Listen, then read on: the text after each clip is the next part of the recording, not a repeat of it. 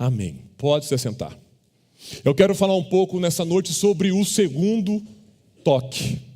Eu não sei se você é assim, mas eu creio que em alguma parte da sua vida você sofreu com isso. Você já fez alguma coisa que não deu certo de primeira vez?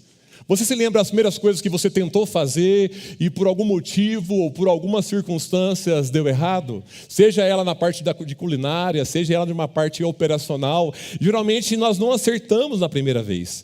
Porque tudo que você faz hoje e tem uma certa habilidade é porque você tentou fazer várias vezes. Até existe um ditado popular que quando você aprende a andar de bicicleta, você pode ficar anos sem andar, basta você pegar a bicicleta novamente e você consegue fazer isso, e isso é muito bom. Mas existem coisas, circunstâncias, exemplo, coisas que foram criadas, que até hoje é bênção em nossas vidas. No caso, uma lâmpada que o Thomas Edison, ele teve essa invenção, mas ele não teve essa invenção do dia para a noite, e na primeira tentativa deu certo. Não foi assim. Eu estive pesquisando, ele tentou mais de 1000 vezes fazer uma lâmpada. Ele começou em 1879 e foram diversas tentativas de dar certo o seu experimento, porém sem sucesso.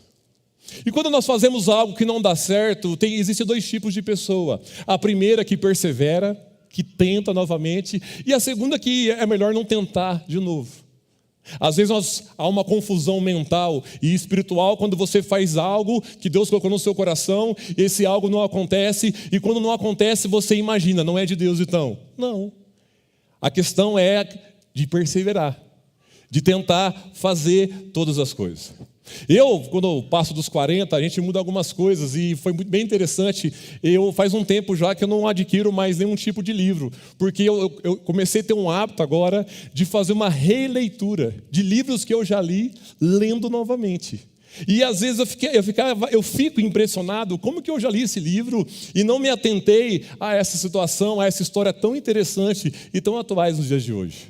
Se você pegar a Bíblia, exemplo, é o livro mais vendido no mundo, é o livro mais antigo do mundo, mas é o livro mais atual do mundo. Se você pegar a Bíblia hoje, você vê algumas coisas acontecendo, uma pessoa que é leiga do assunto, fala, isso aqui foi escrito ontem. Mas o grande segredo aqui é a constância. Se você é constante, se você é disciplinado, você consegue ser bem-sucedido em algumas áreas da sua vida. O difícil é ter constância. Quem aqui pela fé, amanhã, segunda-feira, vai com ousadia, não vai andando, mas vai marchando até uma academia e vai fazer uma inscrição, dá uma glória a Deus. Segunda-feira é o dia mundial, né? É o dia mundial. Um irmão sedentário aqui que eu acompanhava, um jovem, pastor, eu fui na academia. Falei, que benção, cara, e como que foi? Ah, não, pastor, só fui perguntar o preço. Vamos por partes, não é assim, vai na academia e já começa a fazer. Vamos por partes, né? Para a gente ver se vai começar ou não. Eu acabei de ler com vocês aqui um milagre. Claro que nós sabemos que Deus, Ele controla todas as coisas, Ele pode todas as coisas. Mas para quem é um pouco leigo da história de Jesus, quando vê Jesus nesse milagre, esse milagre aparentemente não foi muito sucesso. Não é à toa que Marcos é o único a relatar esse milagre. Mateus, João, Lucas não relatou porque não achou esse milagre assim, tão maravilhoso assim. Talvez você pode pensar, Jesus ele fez esse milagre em 2 partes, porque talvez Jesus não estava num dia legal. Porque não sei se você é assim também. Tem um dia, gente, que não está legal. Você sabia que Jesus também teve um dia que ele não estava legal? Porque é o mesmo dia que ele amaldiçoou uma figueira, que por não ter figo, é o mesmo dia que ele estava indo para o templo, e lá estava vendendo as coisas, ele chegou lá, causando. É o dia mau, a Bíblia fala. E todos nós temos esse dia mau, e se você não entende isso, você sofre com isso, e você se desespera, e você até em alguns casos radicais, deixa até de servir a Cristo, porque de não tentar mais uma vez, de não tentar experimentar o quê? Esse segundo toque. Afinal, esse milagre, posso dizer assim, que foi um milagre meio que parcelado. E tem uma coisa que o brasileiro gosta, é de parcelar as coisas, amém ou não amém, gente? Você vai, mulher, você está no shopping, mulher. Sabe aquela loja lá do Louis Vuitton? Está lá. Uma bolsa de 3 mil reais é cara, não é, gente? É caro 3 mil reais. Não existe de Louis Vuitton mesmo, é só uma simulação. 3 mil reais é caro, mas em 10 parcelinhas de 300? É de Deus, né? Nós acostumamos parcelar e nós compramos casas que vamos pagar até Jesus voltar e tudo bem por isso. Mas quando nós falamos de milagre, eu não queria ter um milagre particular, parcelado. Eu queria ter um milagre imediato. Eu queria orar e as coisas acontecer. E às vezes com Deus não é assim. Tem coisas que com Deus que é muito rápido, tem coisas que são demoradas. Se você pegar o primeiro milagre de Jesus, foi automático. Houve ali, acabou o vinho, Jesus transformou, teve milagres, durou anos, demora anos. E é muito importante a gente respeitar esse tempo. É muito importante a gente entender essa passagem. Essa passagem, Jesus, ele foi, como ele sempre foi, intencional. Esse milagre aqui, ele estava querendo mostrar para os fariseus que eles pensavam que estavam salvos. Eles eram pessoas religiosas, porque os fariseus aqui, eles queriam receber um sinal do céu. Não era apenas mais uma evidência da incredulidade deles, pois a fé, ela não pede o sinal. Nós temos que apenas aprender uma coisa hoje, é acreditar. Mas às vezes, não sei você, mas eu já fui questionado por um ateu, e ele falou assim, mas quem garante que realmente Deus existe? Tem coisas que não tem como você inculcar na cabeça, é orar e perseverar. Eu já ouvi ateu até falar, você é ateu? Eu digo, graças a Deus que eu sou ateu. Eles são confusos. O que nós temos que fazer é amar eles, como o pastor Douglas falou aqui, de pessoas que estavam ali, na rua. O pastor Douglas morou na rua. O pastor Gustavo compartilhou ali, não morou na rua não, né, pastor Gustavo? Cadê o pastor Gustavo? Não, foi o seu irmão. E o irmão dele também. E olha o que Deus faz, gente. Olha a transformação genuína que Deus faz. Mas falando em toque, o tema da mensagem é o segundo toque. Falando em toque, você já recebeu um toque de Jesus? Meu filho, não faça isso, meu filho. Existem toques que são também transformadores, né? Exemplo da mulher de fluxo de sangue. Ela tinha um problema, uma hemorragia que durava anos, e apenas um toque, ela tocou em Jesus, ela foi curada. Mas o que Jesus tem falado com você? O que a pessoa de Jesus, a pessoa do Espírito Santo, tem dado toque em você? Porque o que é para acontecer com você de uma forma automática? Se você faz algo que não agrada a Deus, automaticamente o Espírito Santo que habita em você tem que te incomodar. Amém ou não amém, gente? Se você faz algo, vou aqui rasgar o verbo, se você peca e para você tudo bem, algo está errado. Você precisa urgentemente de um segundo toque. Você pensa que você está enxergando, mas na verdade você não está enxergando. Porque hoje, como nós olhamos para Jesus hoje, como o Messias, como o pastor Gustavo pregou nessa manhã, o Salvador, ou sobre aquela pessoa que eu só procuro quando estou precisando de alguma coisa? Senhor, faz um milagre na área financeira. Senhor, eu preciso casar esse ano ainda em nome de Jesus. Quem vai casar esse ano, dá uma glória a Deus. Amém. Nem Israel encontrei tamanha fé. Mas a fé é isso. A fé é como um músculo, nós precisamos exercitar para evoluir. Quando Jesus ele faz aqui, ele até de uma forma estranha, vou falar isso mais para frente, ele com saliva, ele cuspiu ali. Hoje em dia até uma coisa nojenta, cuspir como assim? Eu me lembro do tempo de escola, quando havia duas pessoas ali no princípio de uma briga e não estava acontecendo nada. Aí vinha aquele enviado de Satanás, quem for homem, gospe aqui, né? Lembra não? Aí começava o caos, né? Porque cuspir hoje é uma coisa de desprezo. É uma coisa que você não respeita a pessoa. Mas naquele tempo tinha algo bem intencional em relação a isso. Mas hoje Deus me trouxe aqui nessa noite para você buscar essa visão perfeita. Essa visão clara de Deus. A pergunta de $1 milhão: quem é Jesus para você? O seu corpo, esse agora é o momento news, momento de informação. O seu corpo você tem 2 olhos, amém? Um olho seu é um olho dominante. E geralmente as pessoas que têm um olho dominante é o olho direito.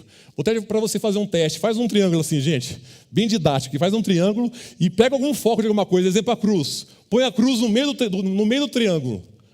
No meio do triângulo, os 2 olhos põe na cruz, agora fecha um olho e depois você fecha o outro olho, você vê qual vai ficar a cruz no meio.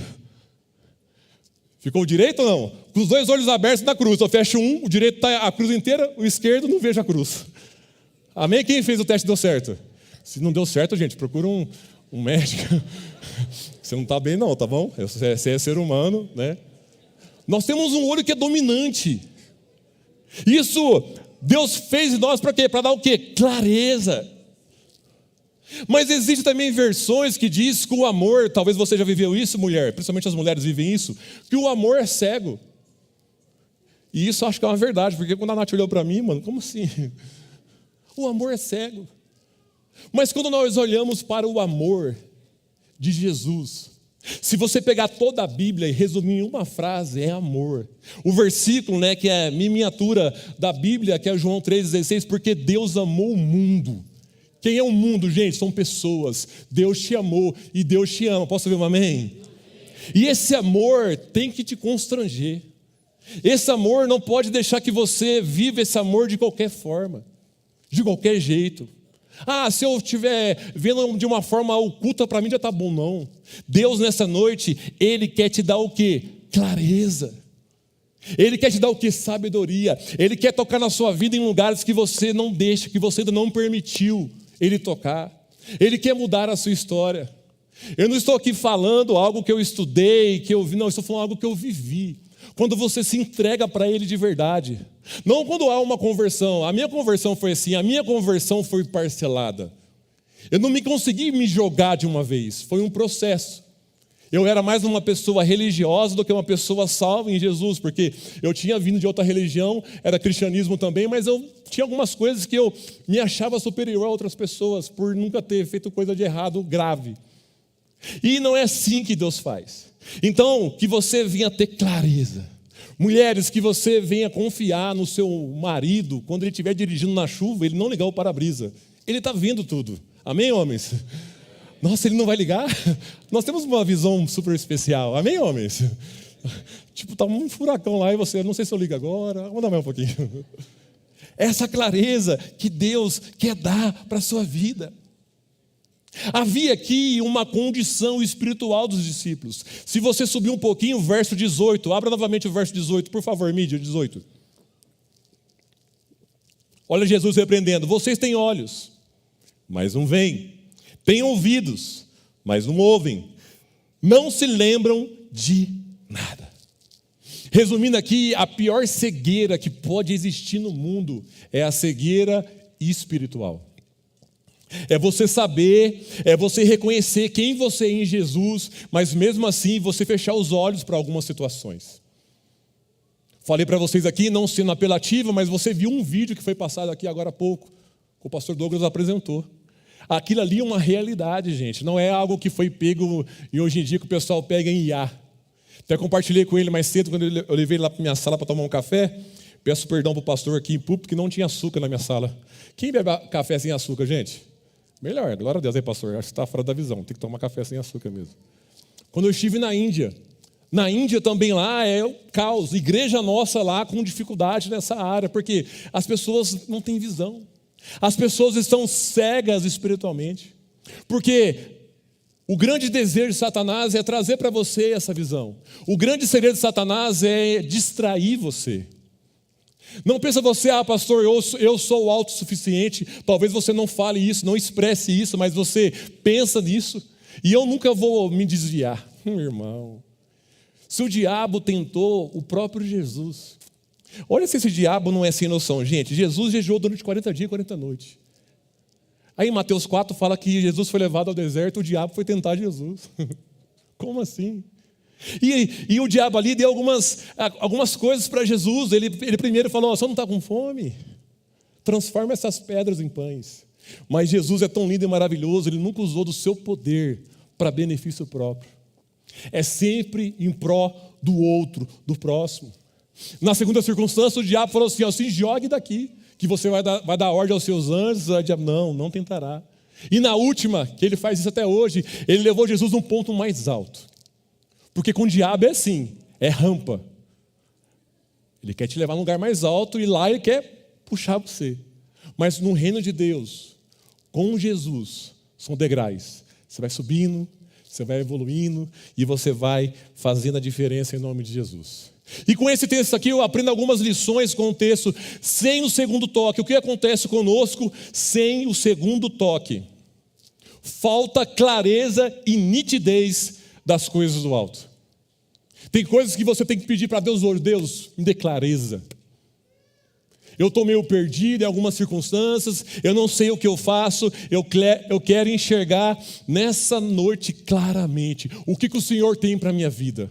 Eu não sei se você sabe disso, mas Deus sabe. Talvez você precise despertar isso em você. Você tem um chamado. Se você está vivo hoje, se você está respirando hoje, porque Deus tem algo para fazer na sua vida. E talvez está na hora de você virar essa chave. Você já foi abastecido, você já foi restaurado, você já foi salvo. Está na hora de você começar a compartilhar esse amor. Mas para que isso aconteça, você precisa enxergar claramente. Alguns teólogos também dizem que esse milagre não foi de prontidão, não foi de imediato, porque Jesus, ele queria trabalhar alguns pontos nesse homem. Tinha algumas coisas que Jesus queria trabalhar nele. Mas hoje você está pronto para enxergar claramente? Ou o que você precisa hoje entregar para Jesus, para essa nitidez aparecer na sua vida? Diz um grande filósofo, o David Menzies, ele diz: eu tenho tudo e falta algo. Eu tenho algo e falta tudo. Porque sempre nós estamos nessa busca desenfreada de querer ter, de querer buscar, de querer conquistar. E isso vai o quê? Ofuscando a nossa visão. Principalmente com as coisas do alto. Exemplo, hoje, domingo, era para você, e com certeza você está aqui por causa disso, pelo amor de Jesus. Porque a Bíblia diz como é bom, como é agradável os irmãos estarem em união. Nós estamos aqui na união no corpo de Cristo. Cristo é o cabeça e nós somos a parte do membro do corpo. Nós precisamos uns dos outros. Nós precisamos compartilhar esse amor. Nós precisamos compartilhar essa visão. Marcos 8:22. Olha lá, 8:22. Quando chegaram a Betsaida, algumas pessoas. Quando eu falo algumas pessoas, eu me lembro de algumas pessoas que oraram por mim, que me convidaram lá atrás, em 2004, para estar num acampamento. E essas pessoas tiveram uma participação fundamental na minha vida. Tem algumas que nem me lembram mais do nome, mas Deus sabe. E é isso o corpo de Cristo. É compartilhar, é ter amizade, é ter parceria. É importante demais, meu irmão, você tem amigos, não seguidores. Seguidores... Até Jesus no Instagram dele bombava na época, tinha muito seguidor. Mas amigos com quem você pode contar. Porque aí fora existem pessoas cegas para ser alcançadas. Você não pode deixar o seu egoísmo falar mais alto. Não, esse não é um problema meu. Esse é um problema da sociedade, esse é um problema do governo, esse não é o meu problema. Pessoas egoístas sofrem com isso. E quando uma pessoa egoísta casa, então, aí é caos. Então, se você conhece alguém que é egoísta, fala assim: cara, não case, compra um cachorro e vai morar sozinho, para você ficar em paz. Mas o corpo de Cristo não é isso. O corpo de Cristo já está avançando. Mas infelizmente tem algumas situações, algumas situações e algumas circunstâncias que existem pessoas dentro da igreja que são cegas. Pior ainda, Jesus, lá em Apocalipse 3:20, ele falou que a igreja de Laodiceia era uma igreja que vendia o colírio da época, tinha um laboratório farmacêutico na época, mas ela era cega. Como assim? Eu volto a dizer que a pior cegueira é a cegueira espiritual. Mas o nosso Jesus, com a sua infinita graça, no verso 23, ele toma o cego pela mão e o levou para fora do povoado. Tem coisas, meu irmão, que Deus quer tratar em nós, no particular. Deus quer dar clareza para nós no particular. É no particular, meu irmão, que eu rasgo meu coração diante de Deus. Porque às vezes aqui no altar é fácil. Aqui no altar, às vezes você consegue ter algum tipo de habilidade, alguma autoridade de oratória boa, isso é tudo bom. Mas o que mais vale é a sua vida no particular, é a sua vida no secreto com Deus. Porque aquilo que você é no secreto é revelado no público. Então como que está? Eu não vim aqui essa noite para exortar você, para apontar o dedo, mas eu vim aqui trazer uma opção para você enxergar claramente. Enxergar claramente aquilo que Deus tem para a sua vida. E Jesus leva ele para o canto, e Jesus continua, verso 23. E em seguida cuspiu nos olhos do homem, pôs as mãos sobre ele e perguntou: vê alguma coisa? Jesus já sabia que o milagre não era completo, mas Jesus quis ouvir dele: e aí, vê alguma coisa? Porque às vezes nós caímos nesse erro. Deus começa a abençoar a gente só um pouquinho, e a gente fala: tá bom. Tá bom demais. Pastor, eu estou precisando casar, já passei dos 30, quero casar. Pastor, se tiver dente já tá bom. Não precisa nem trabalhar, não. Não pode ser assim, gente. Deus nos chamou para as coisas o quê? Coisas grandiosas. Jesus gospe e ele começa a ver, ter uma visão, ver vultos, homens como árvores andando. Não é claro isso? E tem pessoas que falam: tá bom. Não tá bom, gente. O homem aqui, ele diz que está tudo desfocado, mas eu posso ver melhor que nada, talvez essa sua oração. Tá bom, pastor. Mas no verso 24, o homem respondeu: vejo pessoas, não os enxergo claramente. Eu quero frisar essa palavra hoje com você, sobre clareza. Durante muito tempo, em algumas situações da minha vida, eu me senti confuso. Mas quando você começa a buscar, quando você começa a ler a Bíblia, quer que Deus fale com você, sim ou não, gente? Quer ouvir a voz de Deus todos os dias? Leia a Bíblia todos os dias. Talvez em algumas circunstâncias da sua vida, você está satisfeito, mas Deus não. Deus quer te levar além. Existe uma fonte de Deus, e essa fonte, ela é o que? Inesgotável. É um rio de vida que flui, que flui, que flui. Nós temos que tomar posse dessa eternidade. Nós temos que entender, e quando isso fica claro em nossa mente, tudo fica mais tranquilo. Mas todos nós que estamos aqui nesse planeta Terra, todos nós somos eternos. A eternidade é para todos. A grande pergunta é: onde você vai passar essa eternidade? Com Jesus ou sem Ele? Então, se você já tem essa mentalidade que tudo é eterno, como que você... Porque hoje nós vivemos nessa euforia de querer, e não focamos naquilo que é mais importante, que é no segundo toque de Jesus. Naquilo que é mais importante, de um relacionamento com Ele. É deixar isso brotar no nosso coração, que eu preciso ver claramente as coisas, eu preciso de clareza, eu preciso do seu segundo toque, Senhor. Porque às vezes, quando Jesus pega esse homem e leva para um lugar isolado, Ele quer tirar esse homem também daquele ambiente, porque o ambiente contamina você. Se você vê a história do tanque de Betesda, havia ali um paralítico, 38 anos.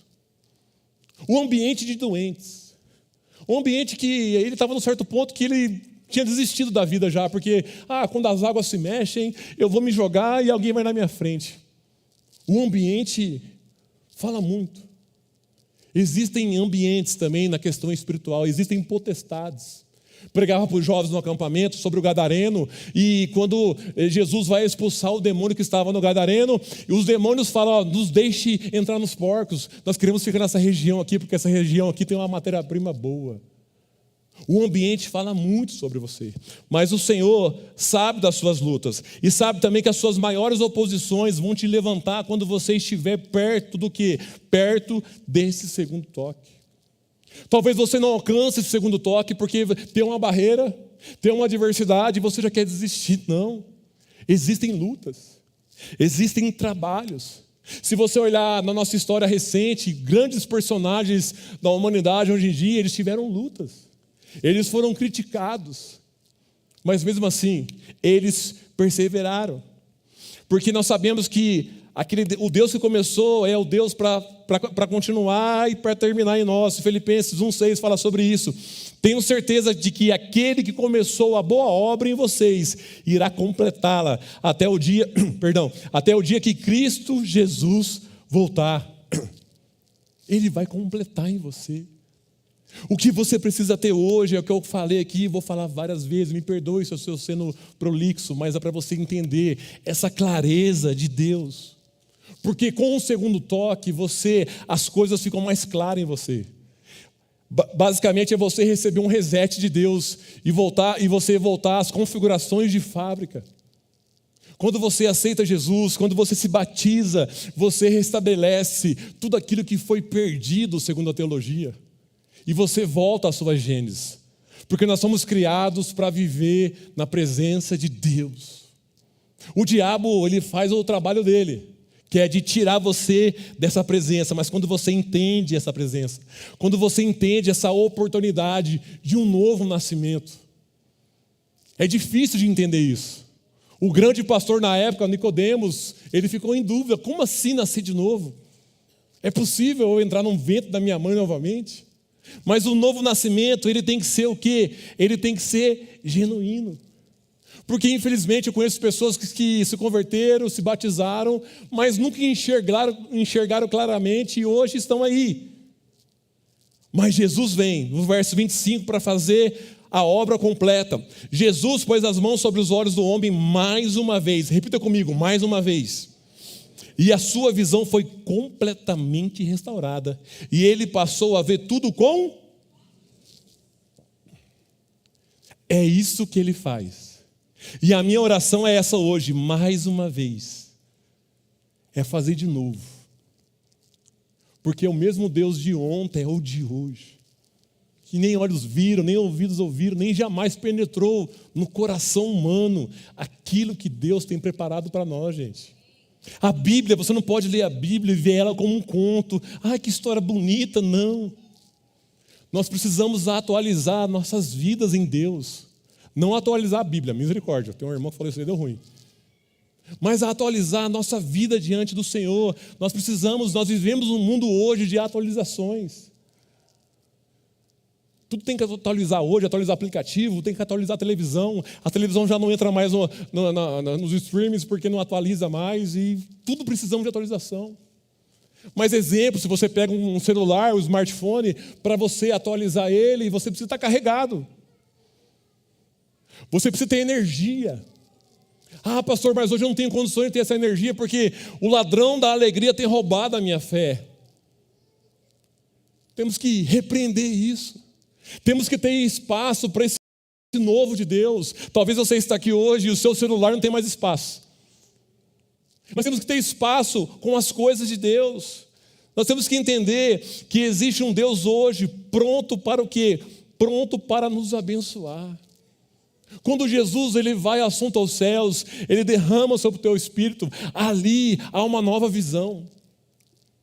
Ali há um novo direcionamento. Ali uma pessoa bruta como Pedro, que andava com uma peixeira do lado, começa a pregar, começa a falar, e milhares de pessoas começam a se converter.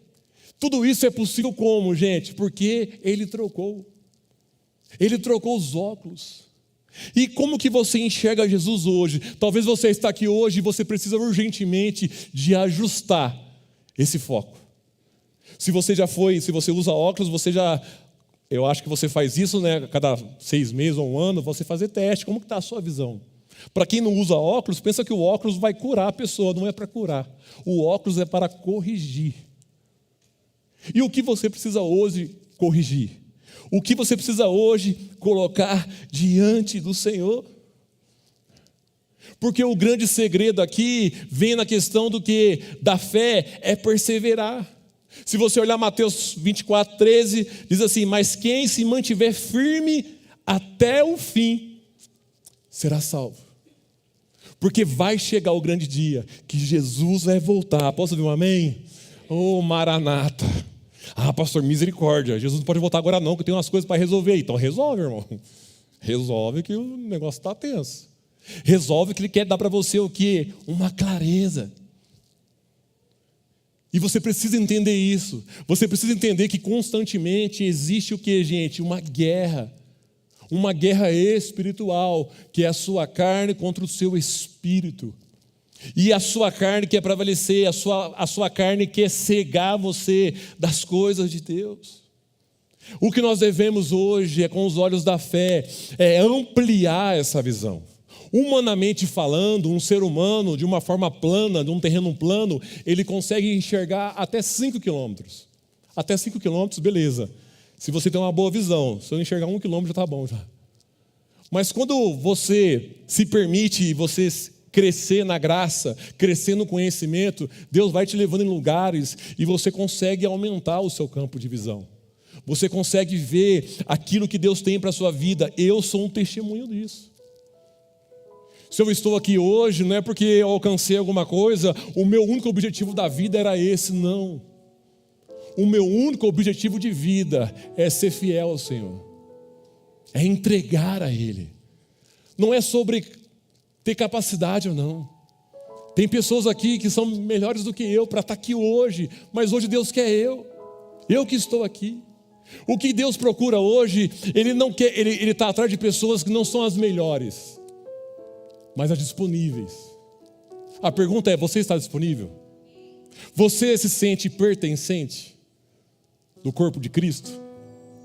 Ou você pensa que você é um corpo estranho? E verso 25, terminando. Quando Jesus faz isso, sua visão foi completamente restaurada.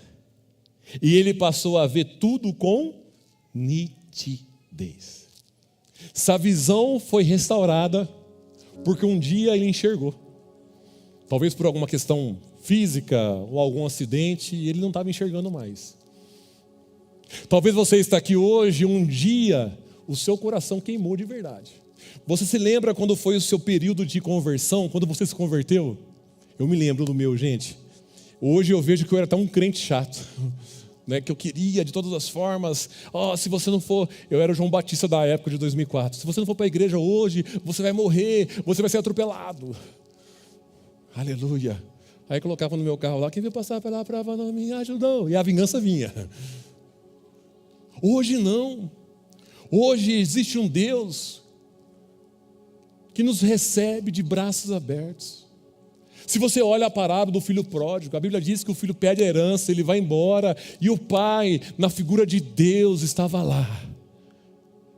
E o pai viu o filho voltando para casa. A Bíblia diz que ele foi de encontro ao filho, que ele abraçou o filho, que ele beijou o filho, e ele fez uma grande festa. Hoje, nessa noite, é uma noite de festa. É uma noite em qual Jesus te faz lembrar do tempo que você queimou com Ele, do dia que você enxergou claramente. Mas hoje tem alguma situação, o medo, por exemplo, que quer ofuscar aquilo que Deus quer fazer na sua vida. E é por isso que eu estou aqui hoje. E é por isso que eu quero orar com você hoje. E eu peço uma gentileza para vocês colocarem em pé neste momento.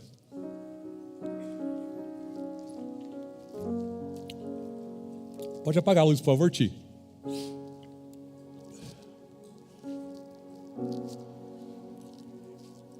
Eu quero trazer uma ótica aqui sobre a clareza, o fazer de novo. Existe uma canção que fala sobre isso, sobre faz de novo. E eu finalizo debaixo de uma história que marcou muito a minha vida. Em 1940, uma caravana dos Estados Unidos foi fazer uma visita em Londres, na famosa capela de John Wesley. Não sei se você conhece John Wesley. É uma pessoa interessante para você estudar. Foi o maior avivalista do século XVIII. Pregava demais. Pregava cerca de 8 sermões por dia. Pregava a cavalo. Segundo o seu livro Vida e Obra de John Wesley, ele pregou mais de 40, 50 mil sermões. Ele vivia, ele teve um encontro. E ele fazia. E ele tinha lá a capela dele. Tem até hoje lá a capela. Hoje é mais um ponto turístico. E eu, pela graça de Deus, eu tive a oportunidade de conhecer a igreja lá quando fui. Eu entrei e vi a sala dele. Eu vi o quarto de oração dele. É uma casa de madeira. E aonde ele colocava os joelhos dele ali era meio que deformado. Porque ele falava que hoje, em algumas situações, ele falava assim: hoje tem tanta coisa para fazer, eu tenho tanta coisa para fazer que eu preciso orar 1 hora a mais. Que era tudo de joelho. E esse foi John Wesley. Vale a pena você estudar sobre ele. Mas em 1940, uma caravana de adolescentes dos Estados Unidos foi para lá. Lá, antigamente, nos Estados Unidos tinha bastante essa questão religiosa, de fazer tour religioso. E eles foram para lá. E foi um dia maravilhoso para aqueles estudantes. Todo mundo ali estudando, aprendendo, conhecendo a história. É até meio macabro algumas coisas lá, que o John Wesley, ele foi enterrado no altar da igreja. Tem igreja, perdão, atrás da igreja está lá o túmulo dele. Até fica uma dica para os pastores que morreram, tá? A gente pode enterrar vocês aqui no Jaime Crates para fazer igual aí. Tá vendo, minha gente? E estava lá, conhecendo. Eu resumo aqui a história. Hora de ir embora, todo mundo indo embora. Os monitores da época faz como qualquer outra caravana, começa a contar os alunos. O louvor pode só chegar. Começa a contar. E faltou um. Sempre tem aquele que dá trabalho, né, gente? É igual acampamento, sempre tem um que dá trabalho. Eu já orei, Senhor, não aguento mais, Senhor, mas o Senhor dá força. E foram lá, viu que faltou um adolescente. E foram atrás desse adolescente de uma forma desesperadora. Porque os monitores são responsáveis. Eles estavam em outro país, como assim perder um adolescente? E eles foram lá. Ao revirar toda a igreja, todos os lugares da casa, nesse quarto de guerra, nesse quarto de oração, tinha um adolescente ajoelhado, no mesmo lugar onde John Wesley orava. E a oração desse adolescente era: Senhor, faz de novo. Faz de novo, Senhor, tudo que você fez na vida de John Wesley, faz de novo na nossa geração. Nós precisamos de um avivamento. E o monitor ouvindo essa oração, ouvindo praticamente uma criança orar. Meu irmão, eu ouvi a minha filha orar já de 5 anos, e eu falei, meu Deus, fiz apelo lá em casa, eu fui no apelo. A oração de criança é maravilhosa. E ele orava: Senhor, faz de novo. Senhor, faz de novo. Até que o monitor vê que está dando a hora, o monitor entra no quarto de guerra e fala assim: ó, Billy Graham, vamos embora. Eu não sei se você conhece Billy Graham, mas Billy Graham, ele foi o maior avivalista que eu vi em vida. Ele morreu pouco tempo atrás. Talvez a sua sincera oração de hoje é essa oração: Senhor, faz de novo na minha vida. Senhor, hoje eu posso estar enxergando de uma forma meio turva. Eu não consigo ver uma clareza em minha vida. Mas se você hoje veio aqui atrás de clareza espiritual, Deus tem para fazer na sua vida. Deus quer entregar hoje. Eu não tenho muito tempo, eu tenho 50 segundos. Se você quer receber a clareza de Deus, saindo daqui debaixo de uma palavra, debaixo de um chamado, debaixo de uma direção divina, não de homens, sai do seu lugar, vem aqui à frente que eu vou orar com você. E você que vai ficar no seu lugar, feche seus olhos, me ajude em oração só. Mas você que precisa hoje de clareza: pastor, eu estou com dúvidas, eu não sei o que eu faço em algumas situações. Eu só quero orar com você hoje, que quer clareza de vida, de direção na área profissional, na área física, na área espiritual. Deus quer mover hoje, Deus quer fazer de novo na sua vida hoje. Deus quer que você volte a queimar o seu coração diante dele hoje. Lá em Levíticos diz: a chama do altar jamais se apagará se você acreditar, se você tomar posse da palavra do Senhor. Os pastores vão orar com você, vai impor a mão sobre você e vai orar por você sobre clareza. E eu creio, Senhor, faz de novo, ó Pai, no nome de Jesus. E se você sabe essa canção, me ajude cantando ela ou orando. Faça alguma coisa diante do Senhor neste momento, em nome de Jesus. Declare isso com fé em nome de Jesus. Oh, Espírito Santo de Deus, pode chamar.